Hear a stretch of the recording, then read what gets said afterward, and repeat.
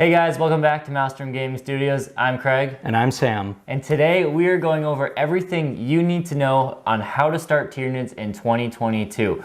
Last time we did a video similar to this was maybe 6 months ago, and Tyranids have changed a lot in those 6 months. Still not a 9th edition codex, but a lot of new rules. So especially if your New Year's resolution is to start Tyranids, this is the perfect video for you. Before we dive in, please consider liking and subscribing to stay up to date on all of our Tyranid and other content we do here at Maelstrom Gaming Studios. And if you want to support the growth of our channel, do consider becoming a member. You get access to our Discord channel, member exclusive videos, and other goodies there. With that out of the way, let's dive into today's video.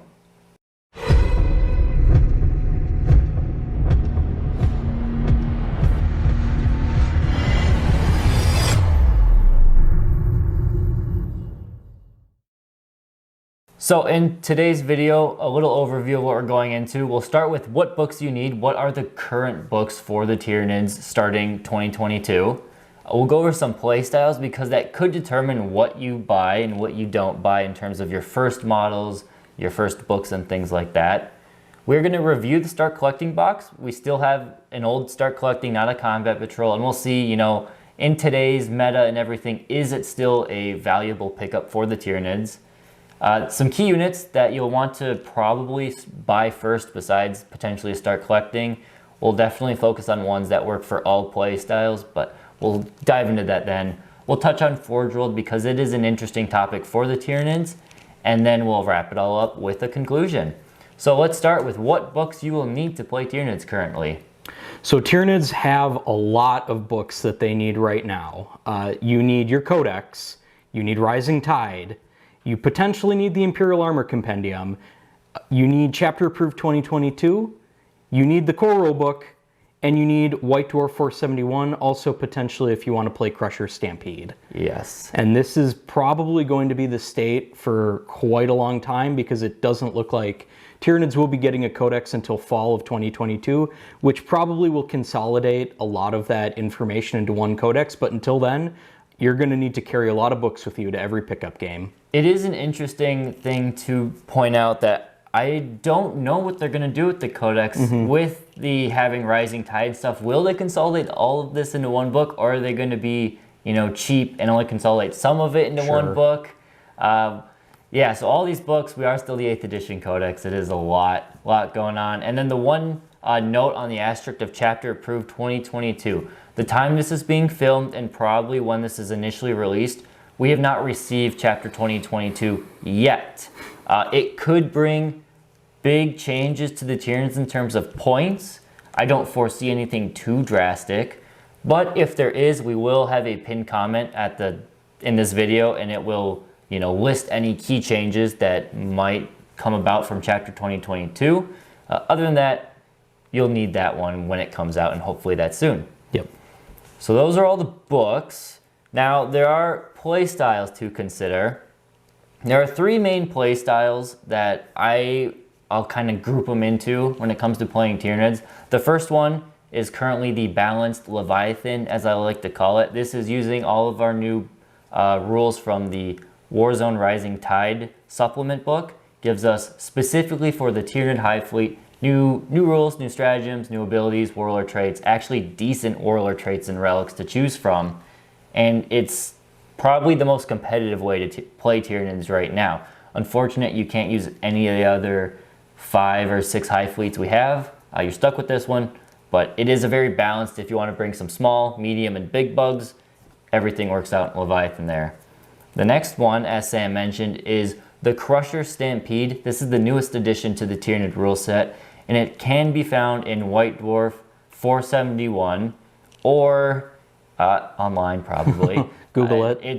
It's a weird thing they do with White Dwarf, but it's some really cool rules. And if you want Monster Mash, where you are bringing only big monsters and a few medium-sized monsters to kind of fill out your troop choice, and you want to stay away from all the little bugs, then absolutely Crusher Stampede is what you want. You will still need all of the same books as you would previously because you play it as Leviathan and Crusher Stampede and the Codex, and you'll probably want Forge World all into one army.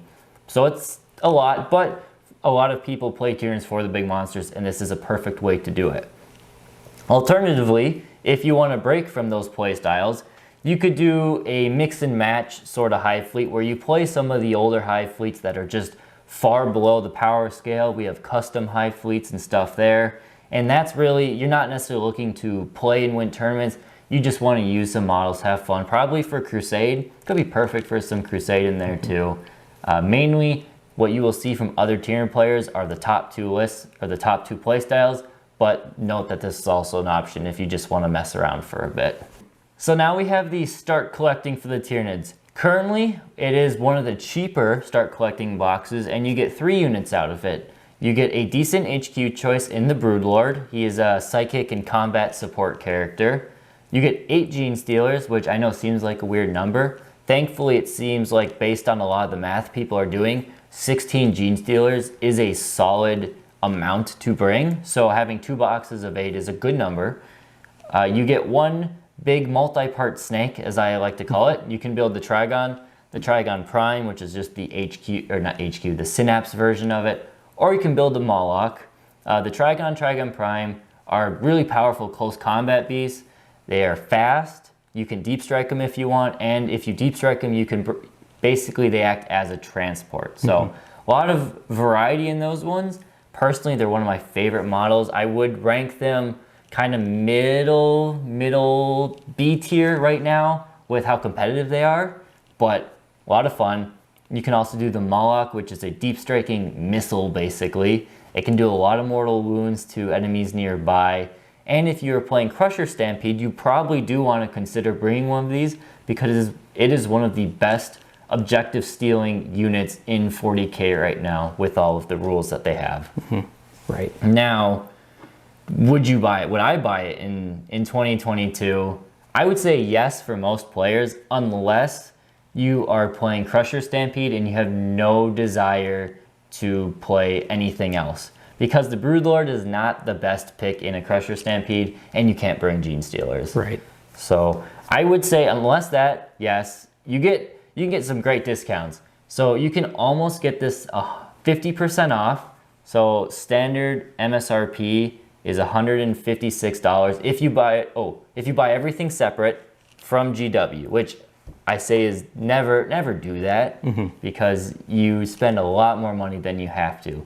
But the Trigon's expensive, the Gene Stealers are relatively cheap, and the Broodlord is annoyingly expensive. As all Games Workshop plastic characters tend to be, unfortunately. As they all are, yes, they're expensive. But you go onto eBay, or as much as I don't like to support them, Amazon, or any of those other, or probably maybe your friendly local game store that sells stuff at a discount, you can often find this box for $80.75 was about what I was seeing on average, which is just shy of 50%. Right. And at that point, you're buying the Trigon and getting the Gene Stealers and stuff for free. And this box will be going away once the Codex comes out. So if it is something you want and you think the bundle and the discount is good, you have a while to pick it up because it's not going to be replaced by Combat Patrol, like we said, probably not until fall when the Tyranids get their new Codex. So you've got some time to pick it up, but if you want it, keep that in mind, that you won't be able to get this specific bundle and this specific discount after the new Codex comes out. That's a great point. Yeah, you probably have 6-7 months before they stop printing this box, and then they'll be... The clock is ticking. I know, it's just like the last Start Collecting box. The old one from 3 or 4 years ago was a a Hive Tyrant, a unit of warriors, and gargoyles. That was a great box. I never bought it. I wish I bought a couple of them, but yeah, that's a good one. So now we'll go over a few key units you'll probably want to think about purchasing. And these units will be good in every army, no matter Crusher Stampede, Leviathan, or just your own fun one. These kits, you'll probably use them most of your games. So the first one is a Swarmlord / Hive Tyrant kit. It's the Swarmlord is hard not to bring in any list. His special ability of Hive Commander is so good. One of the most powerful ones in 40K in terms of a movement potential. And then the Hive Tyrant, if you want to build that versatile HQ unit, can be very support, very combat, very shooty. he's also a good option. Unfortunately, you can't really mix and match between those two. Magnetizing gets pretty wonky with them, but it is something you'll probably want to think about picking up. Right. Plus, they're some of the most, it's one of the most classic, like, big monster models in 40K. So, in my opinion, your Tyranid Swarm is not complete without at least one Hive Tyrant or Swarm Lord. And I have 4 of them, and I probably want to get one more. But I will say, without going too crazy, I want to speculate on something in the new codex. Don't buy too many Hive Tyrants. I have a funny feeling that you are going to be limited to about 2 or 3 of them. Not that you ever bring more, but same thing with how Grey Knights got limited to 1 per detachment. I see that coming too. So like Battlesuit Commanders? Yeah, things like that. Be careful. Don't go buying as many Hive Tyrants as you want. I would be careful because I have a thing. But you definitely want one. Tyranid Warriors, this is a unit I don't think you could buy enough of. They are very, very good right now in terms of support and shooting potential. So you can run them either in a Crusher Stampede list, and they can be really durable with access to only wounding on 4+, -1 incoming damage, 5 up invuln saves, still have their meh 4 up armor save, but still a lot of durability on them. But they have Bioweapon Bond as well, which is one of our synaptic links. We have a whole video about those, and you guys can check it out if you are new to the Tyranids and figure out what the synaptic links are. I'll try and remember to put it, I think it's my head, Sam's head, my head. Somewhere up here. Heads. I'll try and remember to put that in. But if you want to learn about the synaptic links, they are a big part to why Tyranids are really fun and good right now. Tyranid Warriors are the backbone of that synaptic link, being able to just give a unit +1 to hit on both shooting and combat. So you'll always want at least a unit of 3. In some cases, I can see a unit of 9, especially in a Crusher Stampede list, being awesome. So can't go wrong with a block of Warriors. And then Hive Guard, currently are one of, I would say, the most powerful units in 40K. I definitely see a nerf coming, so when Chapter 2022 comes out, if it hasn't yet already, I see at least a point increase on these guys. It will still be worth probably having a unit of 6 of them, but I wouldn't say, oh, you gotta go have 18 of these. A unit of 6 is probably all you'll need, and you will potentially use them in most games unless you just want to break from them like I'm currently in that sort of mindset. I just need to break from Hive Guard. Right. Plus, 18 Hive Guard is not going to make you many friends. It will not. It will definitely not. You will be that guy at the game store. Yep. So those are some kits. Definitely you want to, if you are playing Tyranids and you're looking, oh, what should my first purchase be? If you're one of those guys who likes to just buy all of it at once, yeah, definitely buy 1 or 2 of each of these kits. I just can't come to, purchase that much at one time. I'm much more of a buy 1, maybe 2 kits at a time and build them up and then go to the next ones. But if you're one of those crazy people who just love to buy it all at once, I would buy potentially 2 of each of these kits, and that'll put you in a great starting spot. Now we'll talk about Tyranids in Forge World because they are kind of in a unique spot right now. Yeah. So Forge World is part of Games Workshop. These models are legal to take, but you're not going to find them in the Codex. You have to buy the Imperial Armor Compendium, which unfortunately has the rules for every single other Forge World model. In 8th edition, they did a much nicer thing where you could buy it for Imperium, Chaos, or Xenos. Now you just have to buy one big book that is unfortunately more expensive, but if you do have multiple armies, that gives you all the rules you need for them. But once you have that book, you have access to all the models that Forge World makes, which for the Tyranids are a lot of really powerful, really cool, and really beautiful looking models. For those of you that don't know, Forge World is a subsidiary of Games Workshop that makes specialist resin kits that are a lot of times bigger and more detailed than the plastic kits that Games Workshop puts out. And in 9th edition, they're very good, most of them. Yeah, the one thing I'll just say, because these models are updated to 9th edition standards, they stand out just a level above the rest of the Tyranids, which if you see Tyranids, you'll see a lot of people using Forge World, and the main reason why is because they have been updated before the rest of the Tyranid army. And so the list of models that you get access to with the Imperial Armor Compendium, it's the Malanthrope, the Dimacarian, Sky Slashers, which, despite their really scary sounding name, they're just rippers with wings. They're not that scary. They're not that scary, yeah. Stone Crusher Carnifex, the Barbed and Scythed Hierodule, the Harridan, and the Hierophant. So the ones that I've seen the most and the ones that Craig runs are the Barbed and the Scythed Hierodules. He can go into more about why they're so good, but they're really powerful right now and very, very top tier meta options for Tyranids at the moment. Yeah, and some other ones you'll see, the Dimacarian is also a very popular choice. It's the one non-Titan Tyranid model I don't own.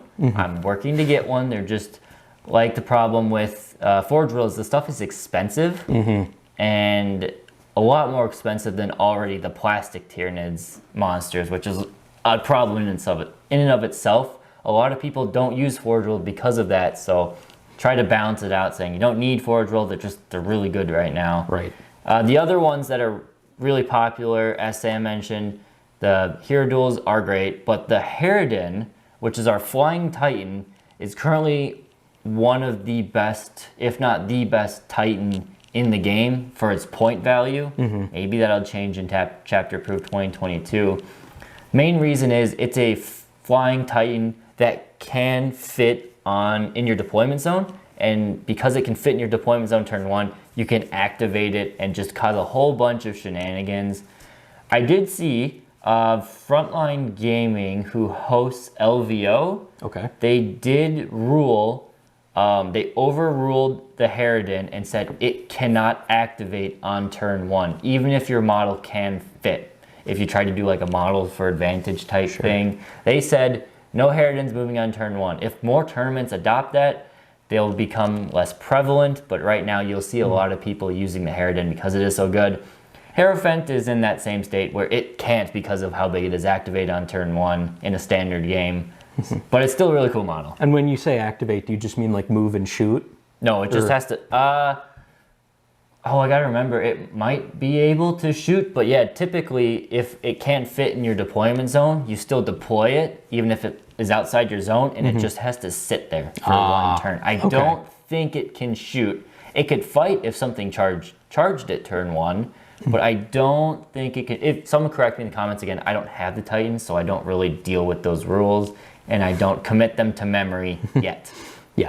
So that's Forge World. It's in a weird place because it is expensive and annoying. You have to buy extra stuff for it. At the same time, it's one of the reasons why Tyranids are really good right now. Plus, a lot of people don't know to prepare for them because they're just outside of the codex, so it can kind of be a surprise to spring on people. It's not something that they would have prepared for. Absolutely. Unless you're in a tournament, in which case they're probably expecting to see something like it. So final thoughts on some Tyranids. That's pretty much it. We've covered everything. We've covered the rules you need, some core units. Let us know if there's anything else, if you are an experienced Tyranid player, that you should put down in the comments for new players in 2022. I will say Tyranids, while they are my original faction, I've been playing them going on 11 years now. They are not the easiest army to... It's not like picking up Space Marines and like, oh, you can win a decent amount of your games playing Space Marines. They have a, generally speaking, low skill cap. Tyranids, I think, have a lot higher of a skill cap or a skill threshold. Like, you can still make Tyranids work, but an experienced player can make Tyranids sing a lot more than other armies. You actually have to know what you're doing. Yes, but they're a lot of fun to play.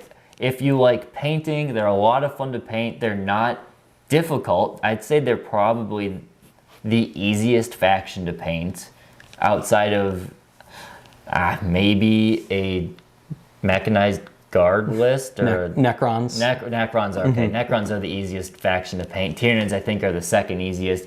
But easy doesn't mean they look bad or anything. They're just, their details are simple but good. So it's easy to pull off nice looking Tyranid models, and it's easy to make them look really, really good if you are a good painter. So in that aspect, Tyranids are great. They have one of the most diverse codexes. So we mentioned you have 3 play styles that are competitive, But if you're not someone who cares about competitive stuff, I mean, you can play all swarm, all monsters, all flying creatures, all flying monsters you could do. That used to be an old flying circus list, but it just, outside of Space Marines, I think they have the thickest datasheet collection of all Tyranids, so you can pretty much do whatever you want with them. And while they're competing very well, we still have yet to get our true 9th edition codex, which means hopefully, knock on wood, they're only on the up and up from here. So I love my Tyranids, and I hope if you are deciding to play Tyranids in 2022, definitely consider doing them, and hopefully this video helped you out. Yeah, get on the wave now before people call you a meta chaser. Yeah, there you go. So thank you guys for watching. Thank you again if you do support the channel, and if you want to consider, do press that join button. It's been great, and enjoy your journey through the Tyranids in 2022. Have a great day.